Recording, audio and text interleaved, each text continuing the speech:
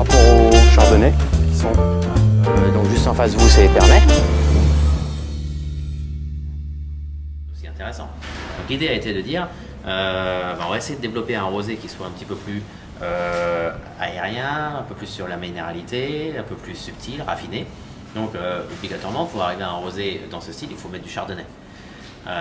Mais la philosophie de notre maison n'est pas de faire des rosés d'assemblage, c'est-à-dire une cuve de chardonnay, une cuve de cumière rouge, 10% de cumière, dont du chardonnay.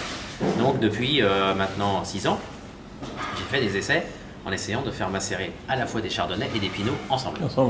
Et ça, personne n'avait tenté, ou alors à ma connaissance, j'en ai pas vu sur le marché. Il y a 40% de blanc, mais vous allez voir, on voit que la couleur du pinot elle est intense, parce que vous allez voir la couleur qu'il a. Il y a une couleur qui est assez intense. C'est du 2008, donc on a des reflets encore légèrement violacés. Mais c'est tout jeune, hein, donc ça a 15 mois de bouteille. Ouais.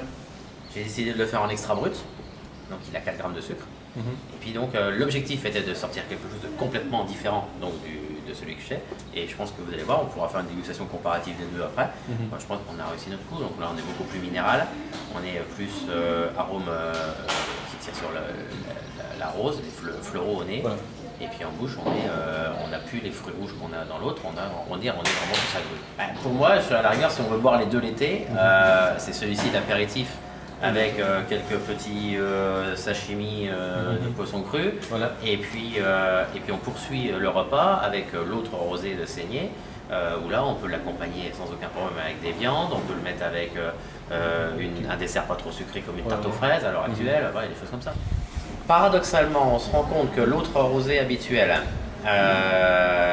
j'ai déjà essayé de le sortir en extra brut, ça colle pas.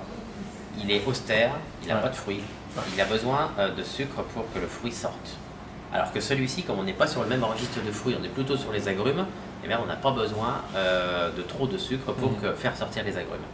Donc c'est pour ça qu'on a pu se permettre de sortir celui-ci en extra brut, alors que l'autre il faut au moins 10 grammes pour que l'on perçoive les arômes de fruits rouges. Ouais, c'est l'équilibre. Et 10 grammes, c'est pas pour autant sucré. Hein. Non.